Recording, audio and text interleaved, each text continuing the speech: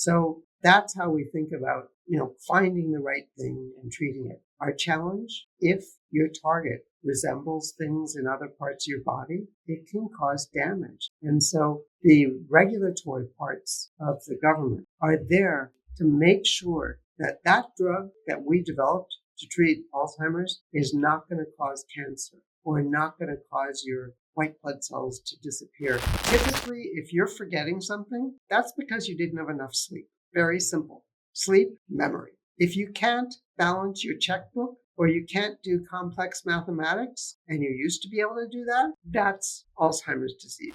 Those vaccines occur right when that autism is occurring. That must be it. Well, if that's the case, if I look at a lot of kids, some of who had the vaccine and some who didn't, I should see differences in the rates. But to the best of my knowledge, that doesn't occur.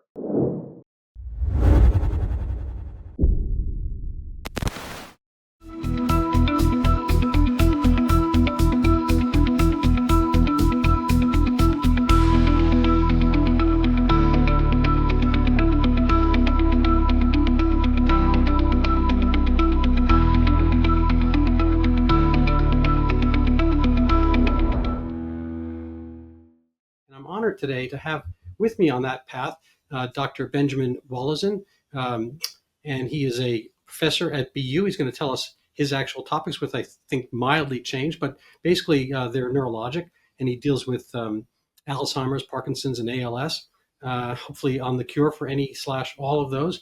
Dr. Wolozin, tell us a little bit about, first of all, you can announce your title and how people can find you, and maybe introduce us to the strange and evolving world of neural decay, I guess, and how we prevent it.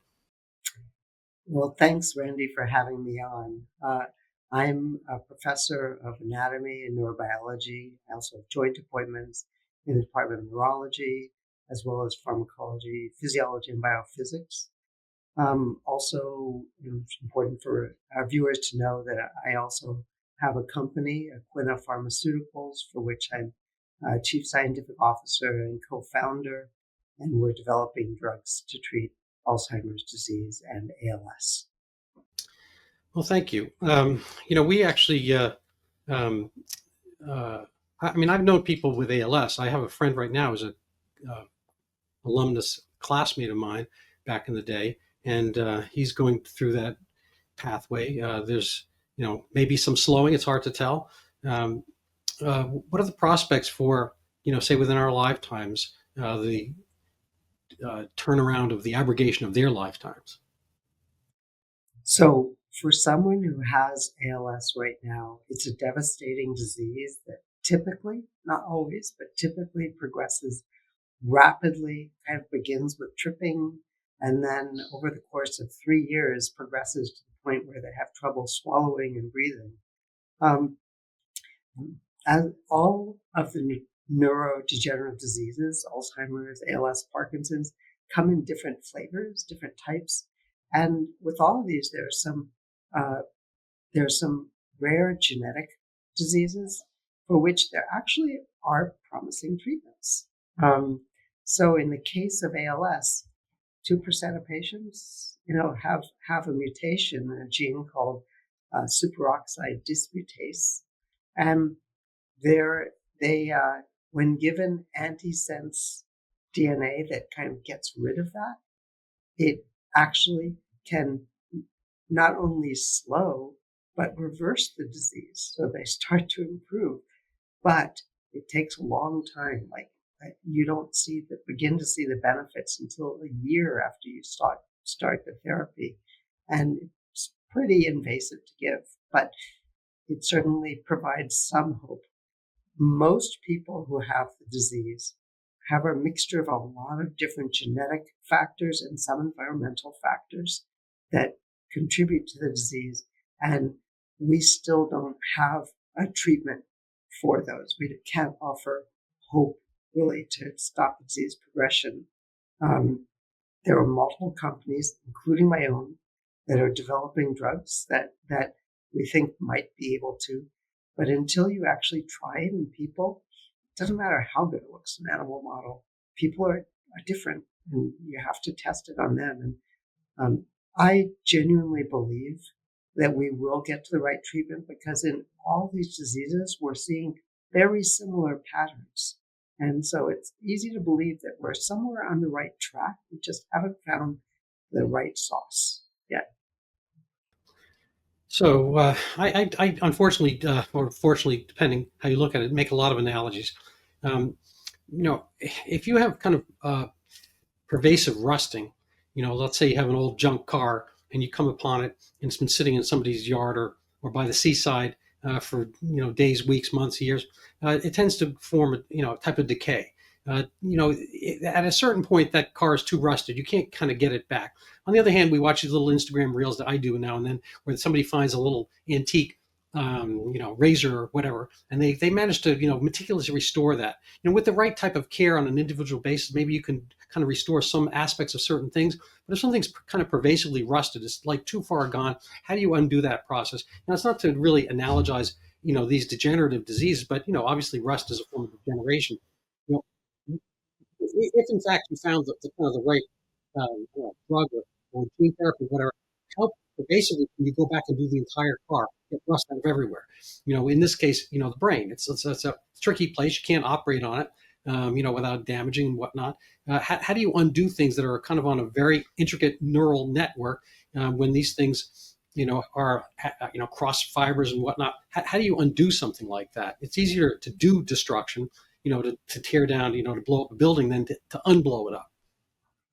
I totally agree. It takes, there's a building across the street from me. It would take less than a second to blow it up, and it took years to build. So I divide that into two ways of thinking about it, maybe three. The first way, what's the rust? Well, Randy, I think both you and I agree that we're not quite as cute as when we were 20. I don't, so that's aging. We all, ultimately will suffer from that, and we're not really going to stop that. We maybe can slow it down with exercise, but we're not going to stop it. Aging, increasingly, people are understanding that it's really weird, but aging and inflammation, they're very similar. And so as we get old, we start having, there are a lot of things that happen, but we start developing more inflammation. Why? Well, I don't know why, but things that strike me as the most likely. First of all, DNA damage. Our DNA, every cell has 1 million DNA hits, damages a day, most of which they repair overwhelmingly. But over 60 or 80 years, it builds up. There's some type of damage that don't repair easily. And that kind of makes the whole cell not function as well. And once you have the damaged DNA, you can't get back easily. It's not just one damage, it's multiple. Now, that gives rise to other things. We have some parts of our body some of our cells that also don't do well with age. In our non-dividing cells, like in our brain, we have the things that generate the power that allow you and I to talk are called mitochondria. They produce energy.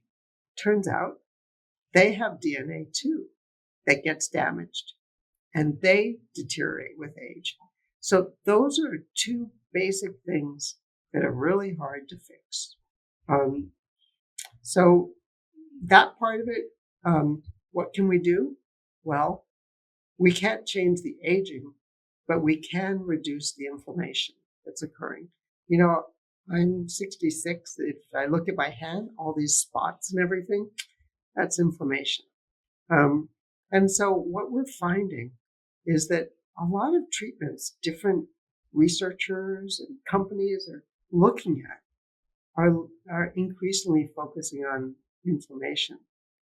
The second thing that becomes important in thinking about disease is you can't resurrect a dead neuron. So once your neuron is gone, it ain't coming back.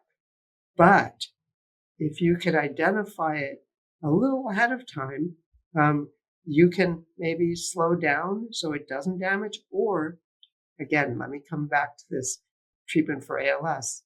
It turns out that those neurons, they take a long time to recover, but they do recover if you remove the injury.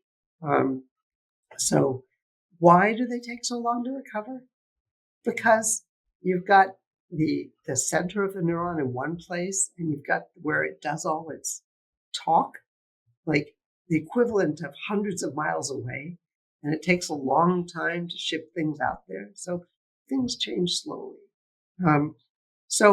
But this idea that you can't, that you really want to get there before the neuron is dead is important. And it comes into the way a lot of people think about neurodegenerative disease, which is that the earlier you can identify it, the more likely you are to help to prevent the disease or help the person to recover. And when I talk to, like, if I'm in Uber or just a bar talking with people about this, I do a very simple way to think about this, which is that kind of brain health is equivalent to heart health. It's not the same thing, but it's a lot of the same ideas. We know that if we eat well and exercise, we will generally be healthier. Not always. Some people get unlucky. Some people get hit by a car. But generally, if you take a lot of people, they will do better. The same thing seems to be true of the brain. Exercise, eat well, you'll generally do better. But if you happen to have a gene mutation that puts you at risk of disease, or if you have, this has come up recently. If you're in LA and you're in a wildfire and there's all that smoke, which is filled with all those toxins, we don't know, but those could accelerate disease a little bit. I'm very aware of this because I actually have a mutation that puts me at risk of Parkinson's disease. So I don't have any symptoms, but I feel like I want to start trying to deal with it before my neuron is dead. It gives me the best chance of fixing it. So I appreciate all that. It's always hard to tell. I mean, I tend to layer all my questions. You can kind of pick and choose and graze over them. But while they occur to me, I like to put them out there. First of all, when you talk about inflammation, one man's inflammation is another man's healing. If I cut my knee, scab my knee, playing, for instance, tennis, and I want it to get better, well, what's going to happen is there are going to be a bunch of white cells down there. They're going to be picking and choosing, getting rid of the debris, bringing my skin together. There's going to be some inflammation, ipso facto, by the fact that the white blood cells. Anyway, white blood cells are healing cells, but they're also inflammatory cells. So, sometimes I think, we want to reduce inflammation, as it were, but the inflammation is acting upon a damaged site, presumably, and it's, probably intrinsically the original damage that causes, quote unquote, the inflammation. So, we have to be, I think, a little bit careful about chicken and egg aspects. The example I give for inflammation, back from my patients, it's like they want to cut down the inflammation. Well, if your dog is barking in the middle of the night, because an intruder is there, and you can't stand the inflammation of your dog barking because you can't get back to sleep, so you shoot the dog, or you muzzle the dog, or whatever it is. Well, you've gotten rid of the inflammation part, which is the noise that was waking you up, but you didn't get rid of the original intruder, which is the burglar doing the damage. So, I just kind of put that out there as a possibility, A, and you can either comment on that or not. But the thing I really want to get to is, what are the illnesses that you're dealing with? We're saying there's some damage, but ALS is not Parkinson's, and that's not Alzheimer's. What are the things that are happening? What's happening structurally? I mean, we have computers. We kind of, have things that go out of the hard drive. Maybe the memory part is different for Alzheimer's, and Parkinson's might be, a twitchy mouse or screen or whatever. What are these things that are actually happening, and how do they differ from each other? And what are the kind of the global answers to them simultaneously, or the particulars that you're going for individually? So that's a great question. If it's okay with you, I'm going to answer that question first. Yeah. And then circle back to the more philosophical question. Okay. So each disease, what we've seen among all these different diseases is that there is one characteristic thing that occurs in all of them, which is there is a type of protein that begins to aggregate, to clump together and become dysfunctional, and it forms what we call a pathology. The type of pathology and where that pathology occurs in the brain differs for each disease. So in ALS, we have a protein called TDP43, and it accumulates in the spinal cord. In Parkinson's disease, we have a protein called synuclein. It's everywhere, but it accumulates in a part of our brain that controls the symptoms of Parkinson's disease.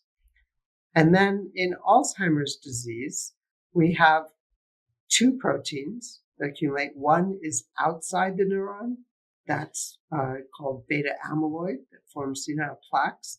And one is inside the neuron, that's called tau, or microtubule associated tau. There are also a bunch of other, the synuclein and the TDP can also accumulate, but if that becomes complicated, we think about it, but simplicity, amyloid and tau. And those accumulate in your cortex.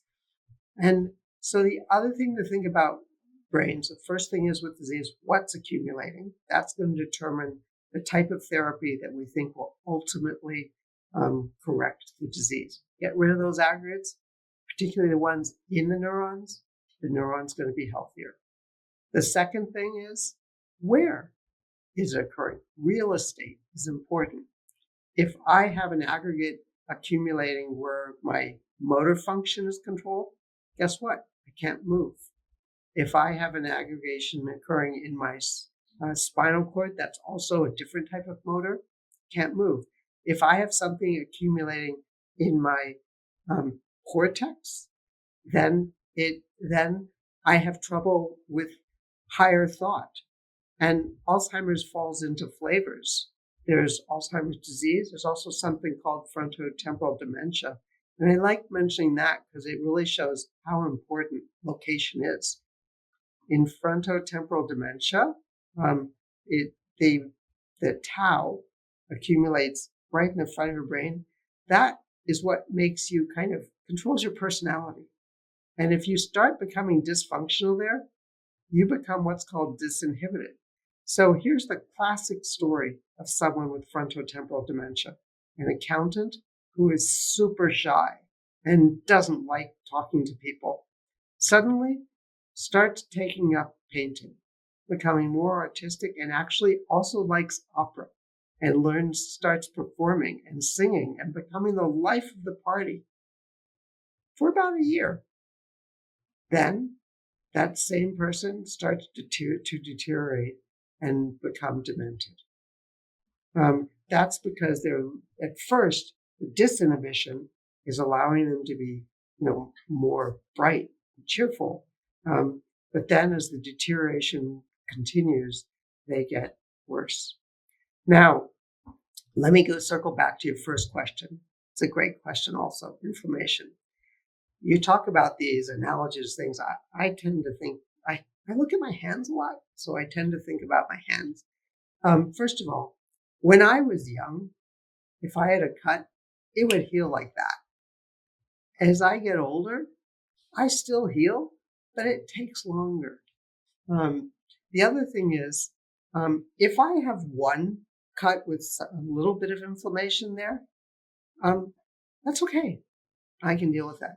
But if I start as in poison ivy or something like that, if it starts occurring everywhere, it really starts interfering with the function of my hand.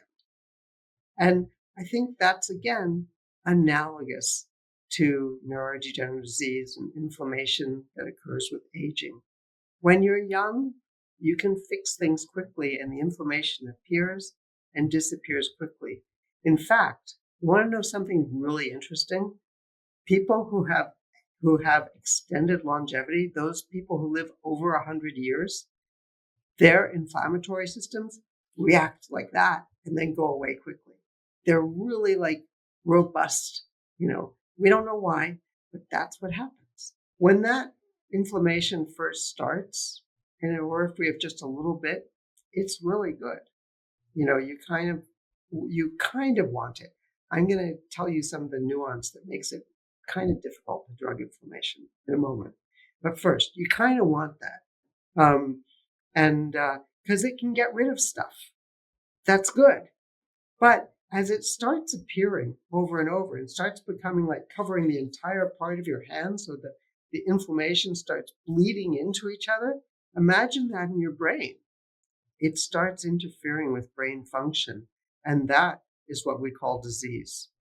So you correctly said, well, you want the dog barking, here, you don't want the dog barking there, I love dogs. It doesn't bother me, but my wife, it drives her crazy. Anyway,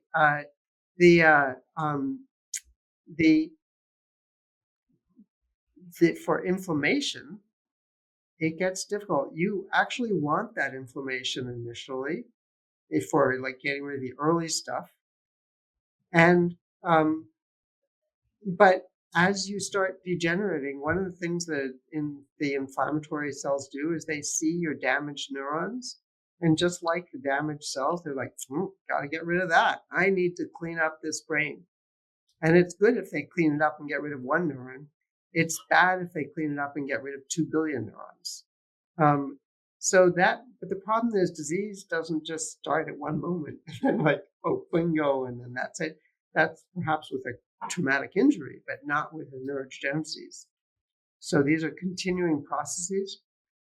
Imagine you're trying to develop something that's going to treat someone based on inflammation. How do you find the right target so you're allowing a little bit of inflammation and to eat up some of the stuff and not eat up not eat up too much? It's really tough. No, I agree. It's a little bit like cancer chemotherapy. That's going to get more refined over time. But the example I used to use for patients was, we have something called antibiotics, which, means against life, anti-bios, antibiotics. So basically you're saying, and people have a kind of a benign sensibility about antibiotics because they've heard the term so many times, but really it means anti-life. So you're taking killer molecules and you're ingesting them, and ostensibly that means it's a poison. But it doesn't so much matter if it's a poison that is going against something that's parasitically taking you down, say such as a bacterium or other parasite, whatever, malaria, whatever. So you don't have a problem with that. And the example I use is I don't know. You'd like to say you have an elephant gun. It's good at killing elephants. And if you have something, a mousetrap, it's good at getting mice. You're probably not going to fall prey to either one of those per se on a regular daily basis. On the other hand, if somebody comes and a human and absconds with one of your relatives and is holding her from behind, it's hard for that FBI SWAT team to get the perpetrator without damaging the hostage. So in cancer, that's a human cell, and our chemotherapy for that differs from the antibiotics, which are dealing with bacteria, which are different, far enough different from us. We don't really have that many side effects from antibiotics, although there are some. So there's kind of the granularity, the particularity, and so chemotherapy gives you a lot more side effects personally because the human target is a human cell that's a little bit gone off the tracks like a criminal, but it's hard to differentiate, biologically one from the other.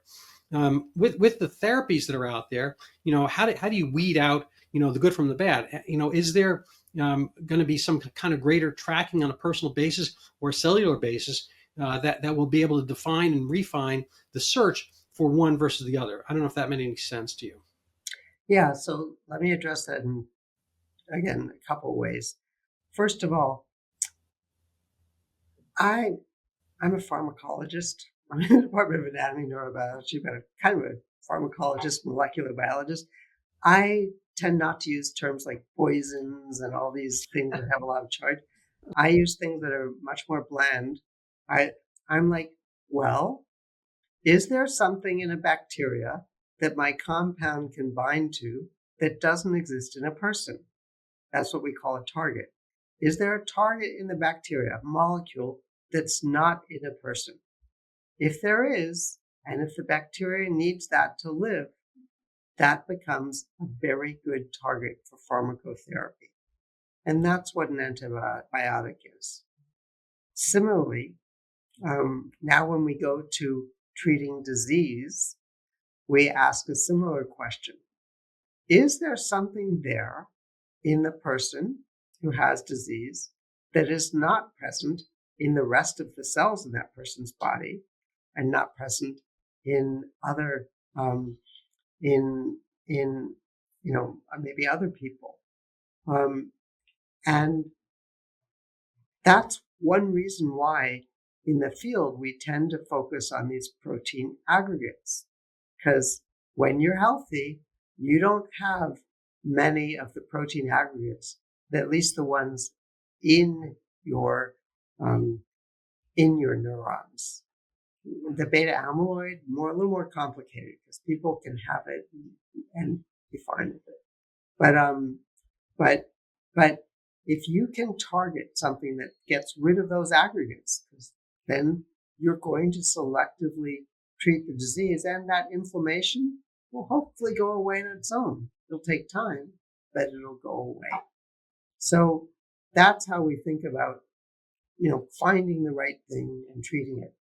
Our challenge, if your target resembles things in other parts of your body, it can cause damage. It can hurt you. It can cause toxicity. And so the regulatory parts of the government, like the Food and Drug Authority, are there to prevent, to make sure that drug that we developed to treat Alzheimer's is not going to cause cancer or not going to cause your white blood cells to disappear. And I will tell you, it is really, really difficult to develop a drug that can treat a disease that doesn't cause a side effect. So tough. So that's kind of my general comment there. Fair enough. Let's see. There's so many different things I could ask you about. I suppose, what would be the differentiation that you're doing in your own pathway between kind of working on Alzheimer's, working on Parkinson's, working on ALS? I understand as a pharmacologist, you're kind of looking for modalities, say, we'll call them drugs, but they could be maybe other things. How do you do those all things simultaneously? Or don't you have to kind of pick a lane? And then, what's kind of the turnaround time for some of these things, which are, neurodegenerative and take a long time? Somebody comes to, paint my house, and there's somebody's doing one right next door to me right now. It's a pretty marked differentiation, week by week. The house starts out brown. Now it's kind of coral colored. And my house might look better all of a sudden. But for something that is measured, say, in, potentially decades or, 5-year periods, for the kind of match points to see where you've actually made a difference. Isn't this kind of necessarily a slow process? And how do you work out these differentiations where things are, not as kind of binary as, say, having a mole on the top of your head and not? So I will answer that. First, I wanted to say something that you addressed. I forgot to address your first question a little while ago, which is how do you tell if you're helping stuff? Because I just want to give a shout out to something that's been super successful in the Alzheimer field. Couple of things that are genuinely successful. Like, there's a lot of controversy, but there are actually some areas where there's no controversy. Okay. One of the things that's been amazing is our ability to detect, diagnose, and follow the disease using blood biomarkers or even digital tools. So that's been an unequivocal success. Back in 1980s, when I was training, here is kind of the way it went with Alzheimer's. Famous story. A mathematician walks into a clinic and says, "Doc, I think I'm getting Alzheimer's." And the neurologist says, "Why? Why do you think so?" And he's like, "Well, I used to be able to multiply two 7-digit numbers in my head, and now I can only multiply two 5-digit numbers. So can you test me?" And the neurologist's typical test is the following: count backwards from 100 by sevens. And so the neurologist looks at the mathematicians like, "Sorry, dude, I can't help you right now. It's just, we're not sophisticated." 2 years later, that mathematician came in demented. Nowadays, it would be a different story. We have tools where we can image the pathology as it shows up in our head, and we have tools where we can measure the pathology for tau in your blood or synuclein in your skin. And particularly for the tau, that blood tau test is as good as imaging the pathology in your brain and so much better than the cognitive test, and it's predictive. So that is an unequivocal success, and that's been powering trials and the field. I wish we could say the same for therapy. We're not there yet.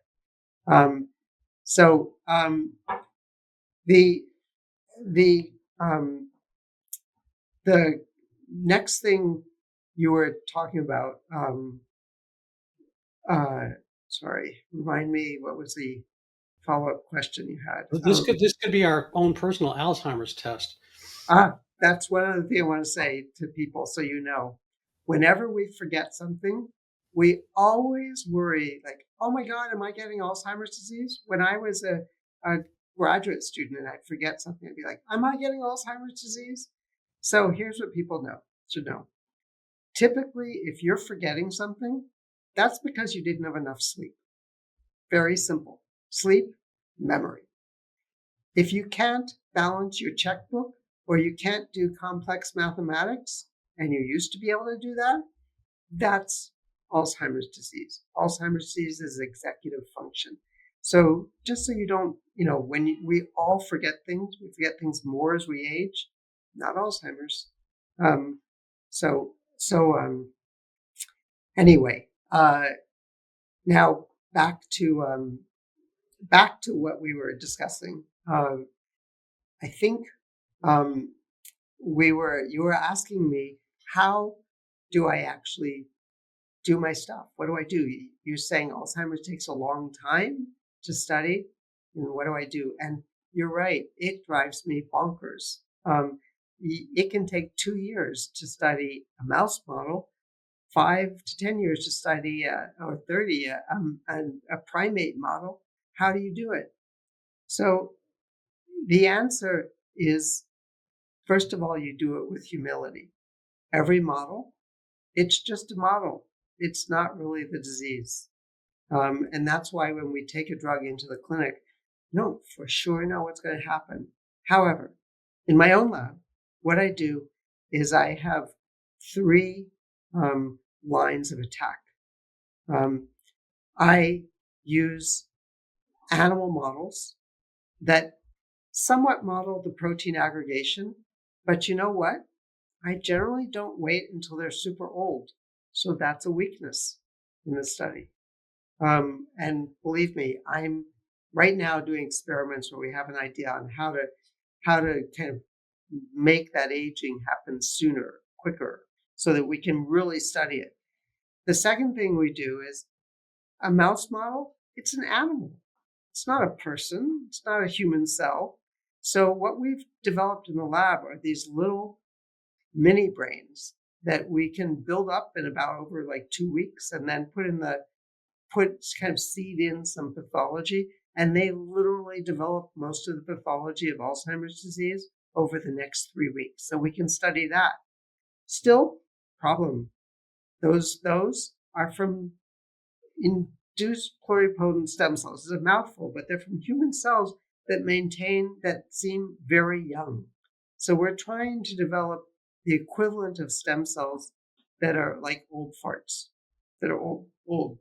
And then the final thing is everything we do, we always take back and reference to the human brain. So we're just sending out a study now where we looked at kind of methylation of RNA.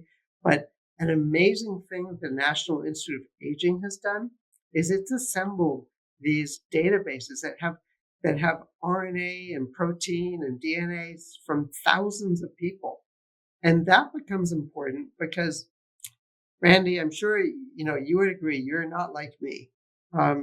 And although we look somewhat similar, we also have differences. And when you go to actually people with more differences, it becomes more extreme and things respond differently.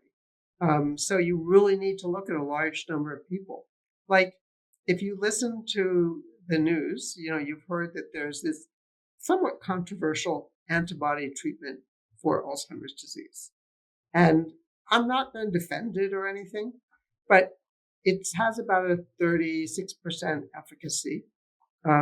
And that's debatable whether that's helpful. But if you actually go and dig in the data, it's interesting what you see.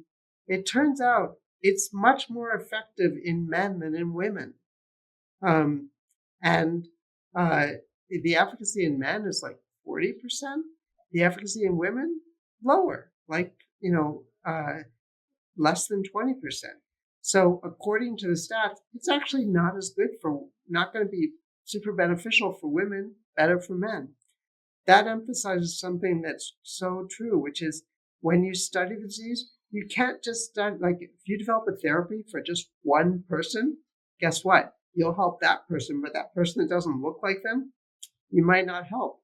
If you compare the biggest risk factor for Alzheimer's is something called ApoE4. Us white guys, if we have 2 of those genes, our risk of Alzheimer's goes up 16-fold. If we're Asian and we have 2 of those genes, our risk goes up 35-fold.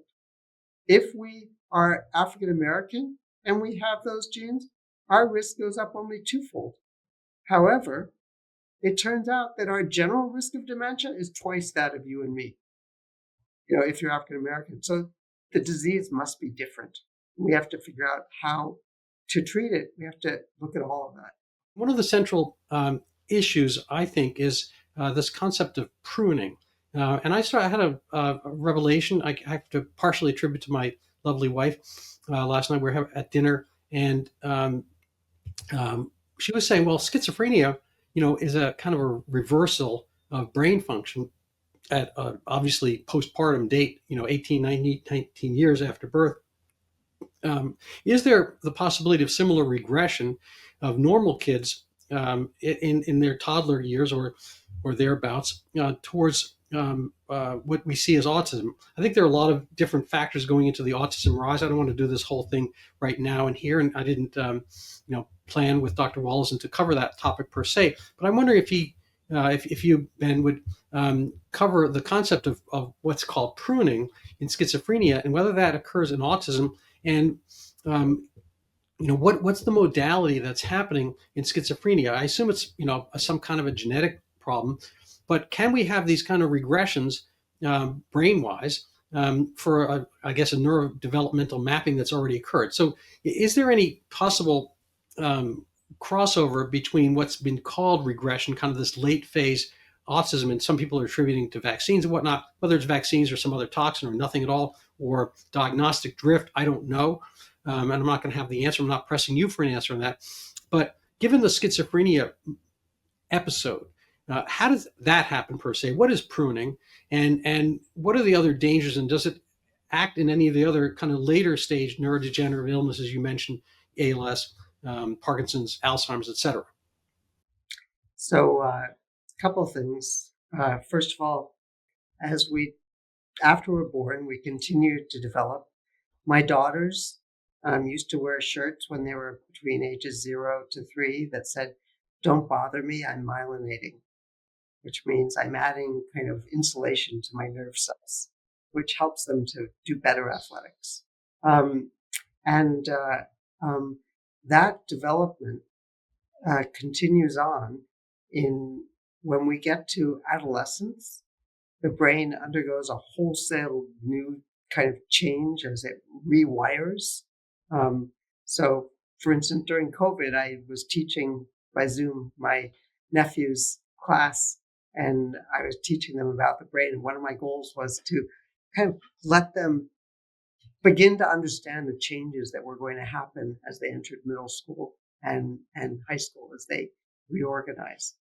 That reorganization involves pruning because the neurons are constantly sending out processes and, making connections. And what actually these microglia, Randy, that you were saying, that we were talking about earlier, they are central to pruning and to sculpting the brain to guide it in the right direction.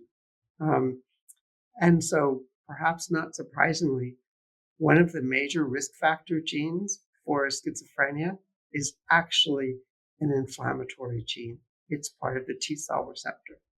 So, but in the brain, it does something different. It's doing pruning. So, yes, pruning is occurring throughout the brain, throughout our life. As we learn things, we prune. Learning is sometimes not just making new connections, but focusing the connections. And then as we, so in schizophrenia, that schizophrenia and autism both are, they're not all genetic, they're not all environmental.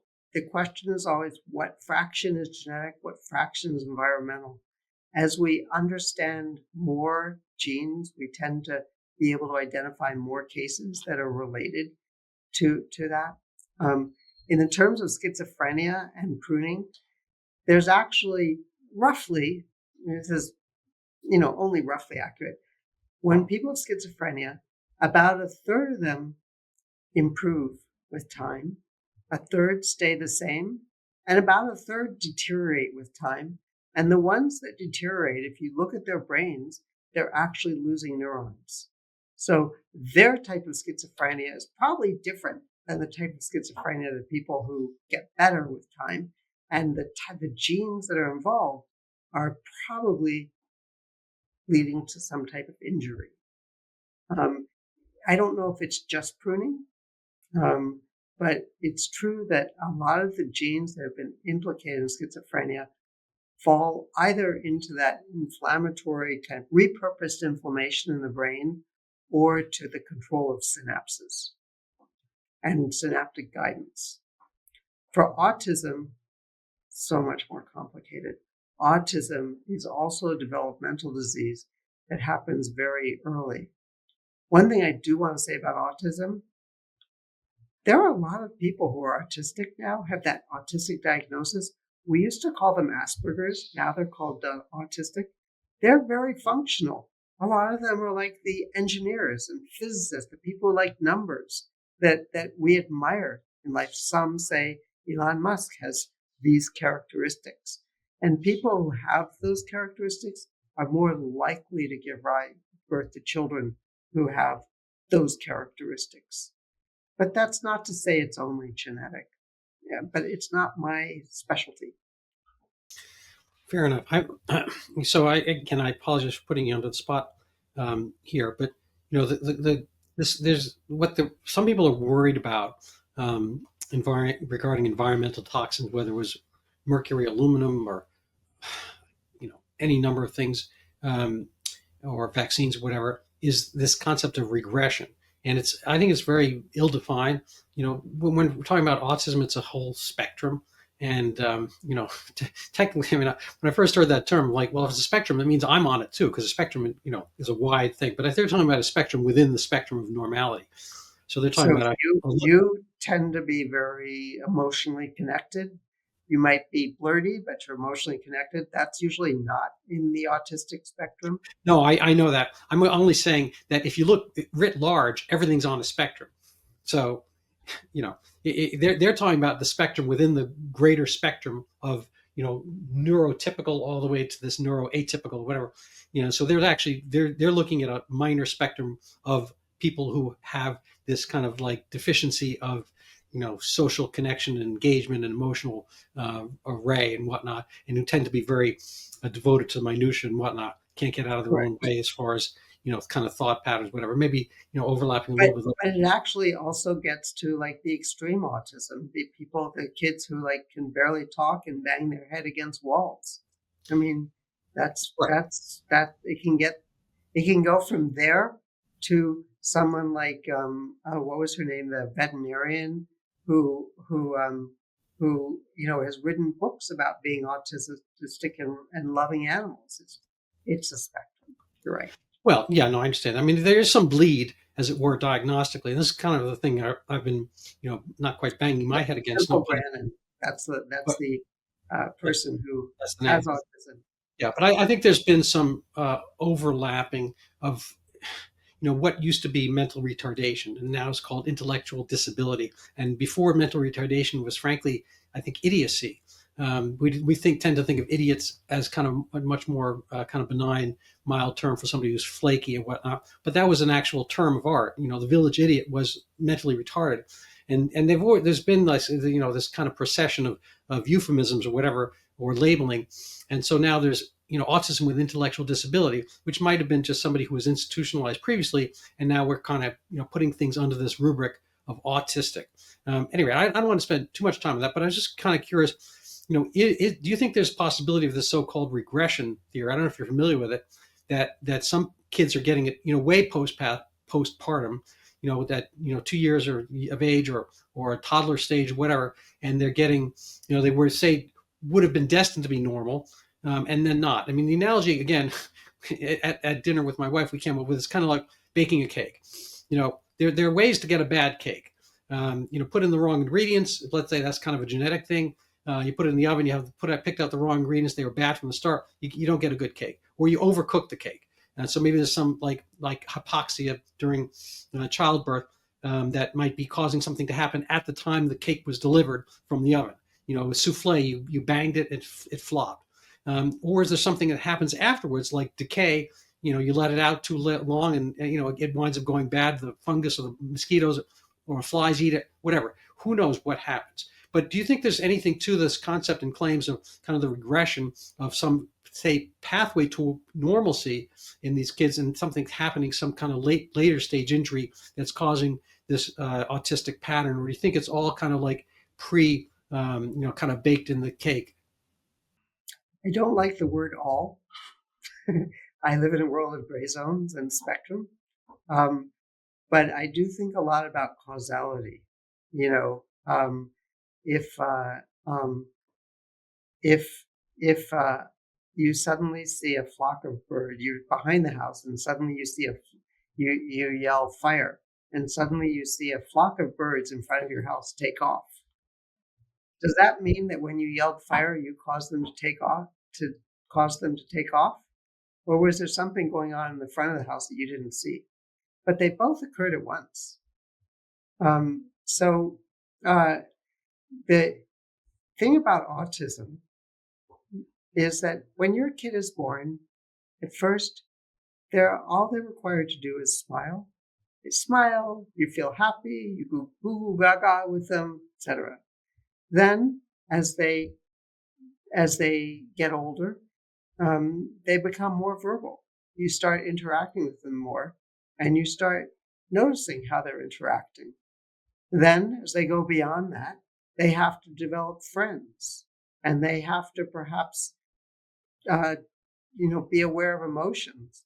Then, as they become adults, they have to do, politically interact with friends and whatnot, people manage that.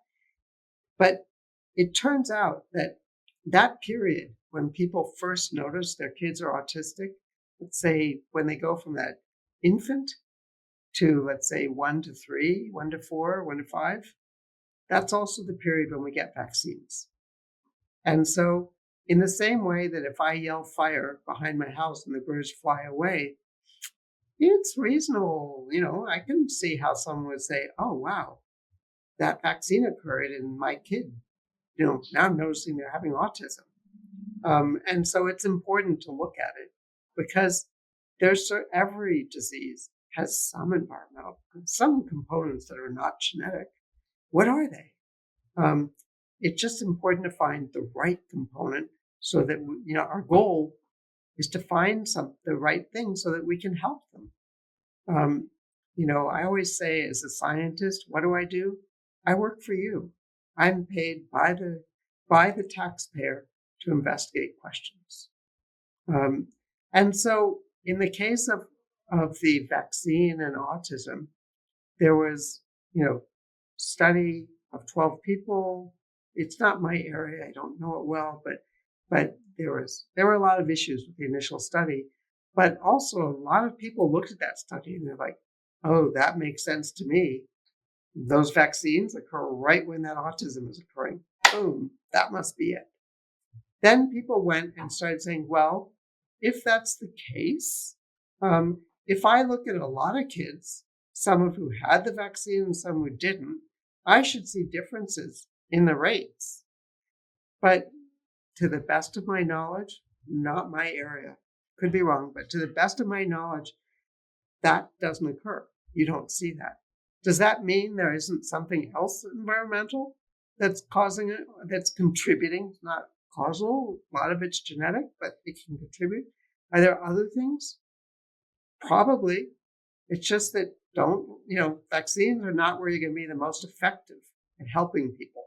Yeah, well, I think it's an interesting point. I mean, I don't have a problem with looking at these things, and we kind of, if you look at the kind of world of things that have been funded of late or in the last few decades, a lot of them are, on the verge of silly. I think when you look at them from big picture, I don't include your work there. I think you're working on actionable items that affect a large number of people and do it in such a deleterious way. Even like ALS doesn't affect a large number of people, but it's so severe that you're going to be able to, have a kind of a still large momentum kind of impact.